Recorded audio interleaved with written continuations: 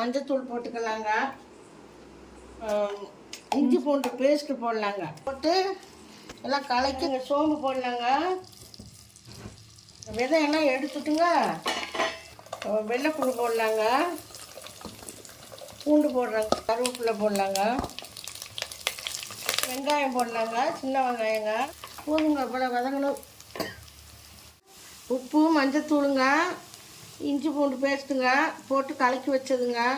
கொஞ்சம் நேரம் ஊறிச்சுங்க.